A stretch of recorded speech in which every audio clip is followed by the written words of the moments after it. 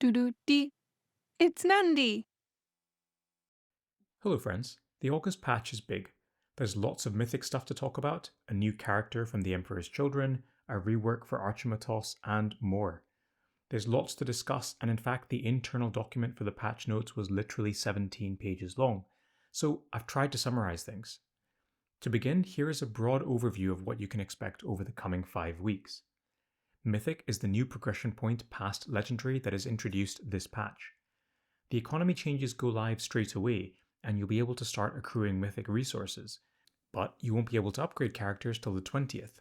More on Mythic later. Archimatos is the second Black Legion character to get a rework. He gets updated stats and tweaks to both his active and passive abilities. Spoiler, the bloodletters are pretty scary now. The Emperor's Children get their second character in the form of a Noise Marine. Shiron will be unlockable via 2-week hero release event, and I have a dedicated showcase on him that should already be live in case you want to check it out. Mephiston's passive ability has been pretty massively buffed, having lots of implications which we'll discuss. This patch also introduces mythic raid bosses to the guild raid rotation. Be prepared for the Turvigon from Hive Fleet Gorgon for the first introduction to the mythic raid tier. Beyond that, we have the usual stuff every patch as shown here. Some quests, training rush events, requisition banners, and a legendary release event.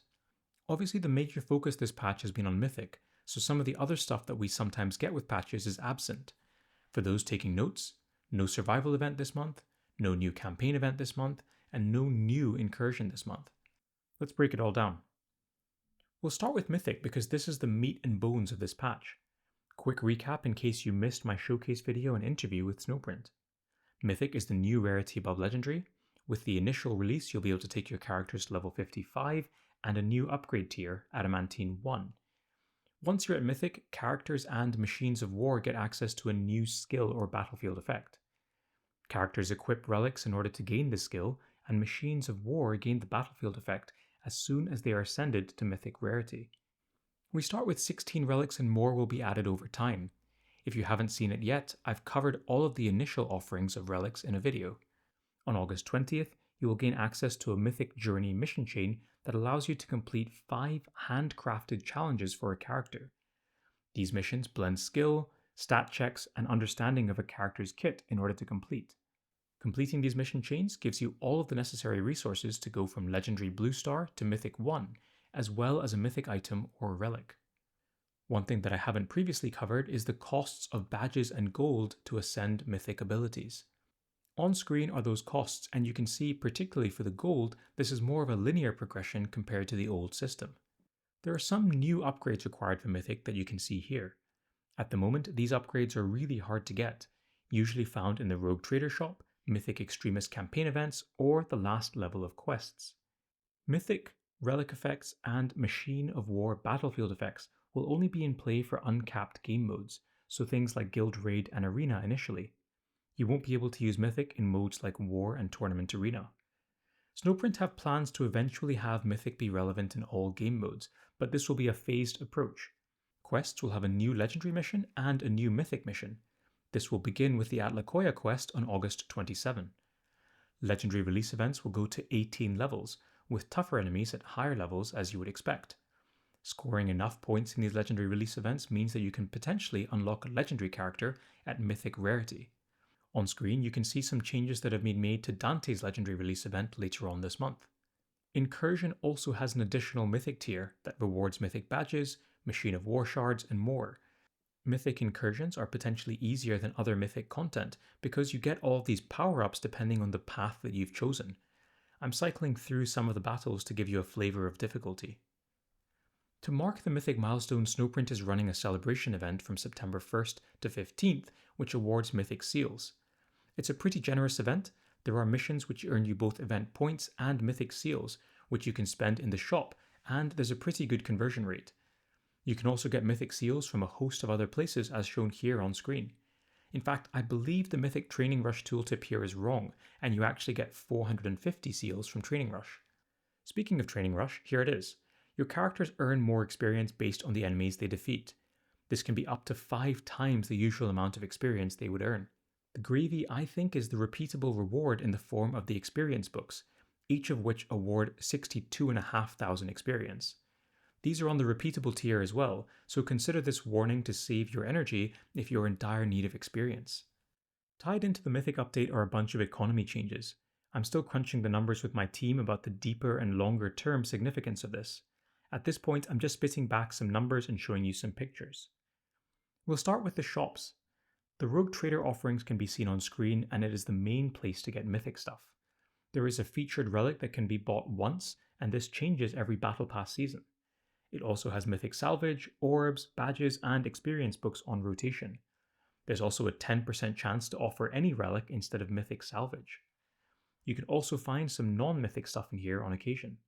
The Guild Raid shop is where you're going to find your Rarity Ascension Orbs along with Experience books and coins. Some character shards will be available here for uncommon and rare characters. The current listing is as denoted on screen. Among the group that's offered, it's probably Isabella, Ulf, and Corodius as the premium picks. The War Shop will be your main source of badges along with other things. They also have salvage and a selection of epic characters: Niall, Rotbone, Asmodai, Titus, and Jude. These are pretty reasonable, with Rotbone and Jude being my favourites. You can also find shards for legendary characters here when they have finished the legendary release event but aren't available easily elsewhere. An'Shi, Morven Vale, Typhus, Ragnar, and Karn are your options. There are lots of great choices here, but I really like Ragnar and Karn. With the great characters on offer as well as badges, the war store and indeed accumulating war currency becomes much more important, so you might want to think about building more war characters. They've also made a raft of changes to the economy itself. Energy has been improved. Every player now gets an extra 30 energy from completing the daily mission, and the first energy refill, done with an ad, gives 60 energy instead of 50. There's also another tier of 60 energy at the 25 Blackstone tier. Tacticus Ambassador and Friend, FMG, has made this helpful graph to demonstrate how much better off you'll be depending on the amount of Blackstone you spend. Coins from Elite Campaign battles and Extremist Campaign battles have improved from 30 to 50%. We get more legendary abilities from Onslaught and can also get Mythic ability badges at higher Onslaught tiers. This is independent of the badges and orbs you get from honouring your character on the final screen of an Onslaught battle. Arena and Salvage Run have also seen their rewards improved.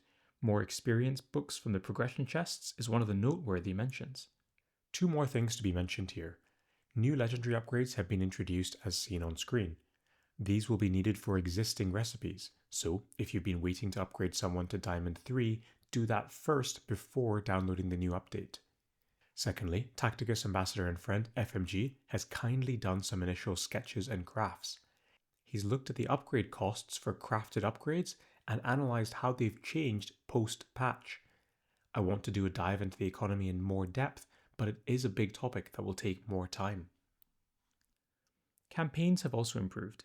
They have increased the drop rates for basically everything from standard, mirror, and standard campaign events. On screen here, I'm scrolling through the effective drop chances, which are different depending on the rarity of what you're farming. In addition to that, you can also farm Elite and Mirror Elite campaigns up to 6 times each day, twice what it was before. They've also made some changes to upgrade recipes. There are about 3 full pages of crafted upgrades that have changed, and as I've said before, I'll try and do a deeper dive into this later. This patch has seen an update to Archimatos. This is a quick summary slide of the changes. The Black Legion Summoner has had some small upwards adjustments of his health, damage, and armor stats. Thanks to Tauan, Tacticus Ambassador and Friend, we have his new stats on a radar chart. Red reflects his new stats and blue the old ones.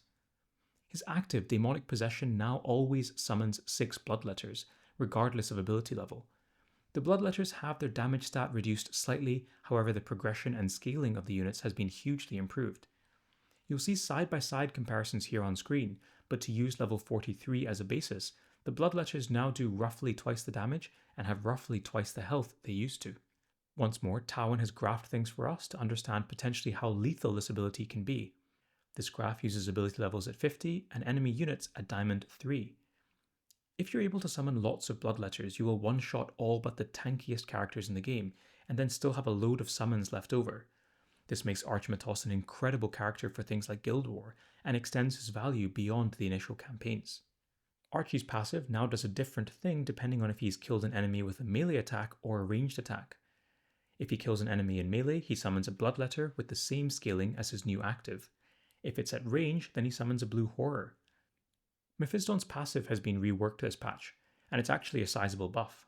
It has gone from 1 hit to 2 and had a 50% damage reduction.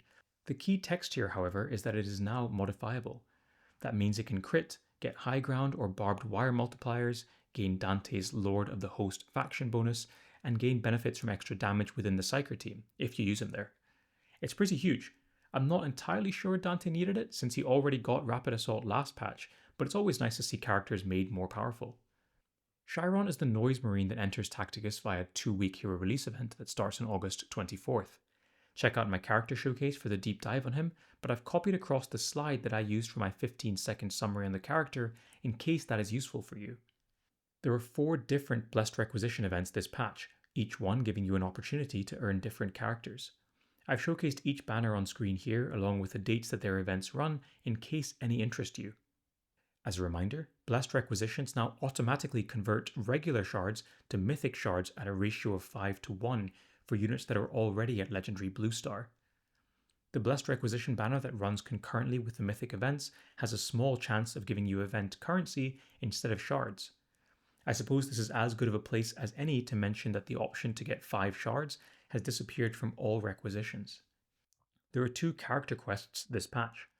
Atlacoya fights alongside a bunch of the Imperial factions against the Thousand Suns on August 27th. This quest chain will have 2 legendary levels and 1 mythic level. On September 17th, Harkin uses Chaos allies to fight against the Ultramarines, again with a mythic quest cap. There are 2 tournament arenas this patch. The first is a traditional power-ups one on August 20th with Machines of War at epic cap. The second is a Faction Wars tournament arena on September 2nd, also with an epic cap, but this one includes mythic seals in the progress crates. The legendary release event this month is for Dante. It will be the second run for this character. Check out my showcase guide if you want some insights and tips for success. Dante is a pretty amazing character and pivotal to the Custodes team that I've also recently covered in depth. There's always a bunch of other stuff that I don't have time to fully cover. I've listed a few here on this slide. You'll get refunds on characters with level 50 abilities in the form of coins. There are some other things and bug fixes in the notes, and I would encourage you to check out the full patch notes. This was as quick of a summary of the important stuff as I could manage, and the video has gone on for long enough. Thanks as always to my Patreons for their support, and I hope that was useful. Bye for now.